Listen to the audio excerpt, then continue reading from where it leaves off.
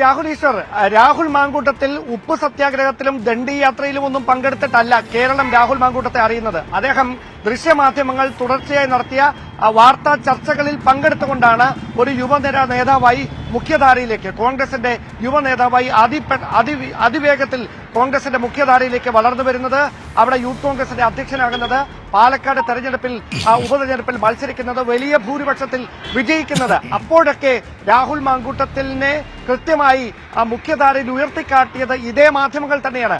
ആ മാധ്യമങ്ങൾ രാഹുൽ മാങ്കൂട്ടത്തിനെതിരെ ഇപ്പോൾ ഉയർന്നു വന്നിരിക്കുന്ന ചില ഗുരുതരമായ ആരോപണങ്ങൾ ചൂണ്ടിക്കാണിക്കുമ്പോൾ അതെങ്ങനെയാണ് വേട്ടയാടൽ എന്ന് പറയുന്നത്?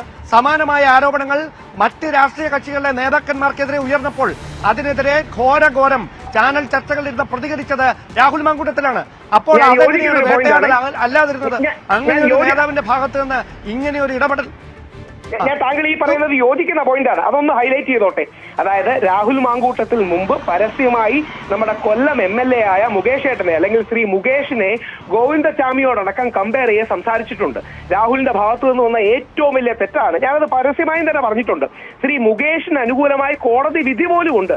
എന്നിട്ടും രാഹുൽ മാങ്കൂട്ടത്തിൽ ശ്രീ മുകേഷ് ഗോവിന്ദചാമിയാണ് എന്നൊക്കെ പറഞ്ഞ് സംസാരിച്ചു. അത് 100% തെറ്റാണ്.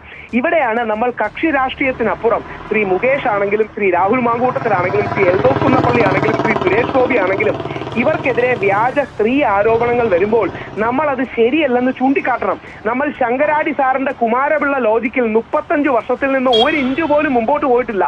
ഷാഫി ബാംഗ്ലൂരിലേക്ക് സ്ത്രീകളെ വിളിക്കുന്നു. ഇതാണ് CPMന്റെ ഔദ്യോഗികമായൊരു മെമ്പർ പറയുന്നത്. എങ്ങനെ അറിയാം ഇയാൾക്ക്?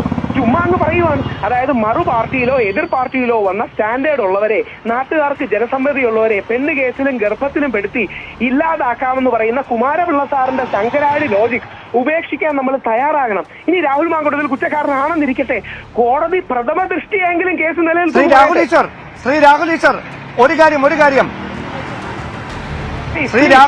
ഒരു കാര്യം മാത്രം, താങ്കൾ പറയുന്നതനുസരിച്ചാണെങ്കിൽ കോൺഗ്രസിൽ രാഹുൽ എന്ന ഒരു രക്ഷകൻ മാത്രമേ ഉള്ളൂ.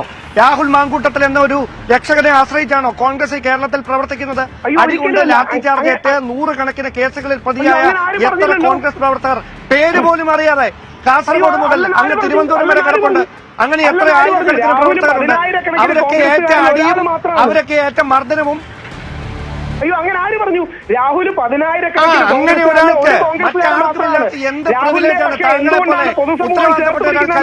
ശ്രമിക്കുന്നത്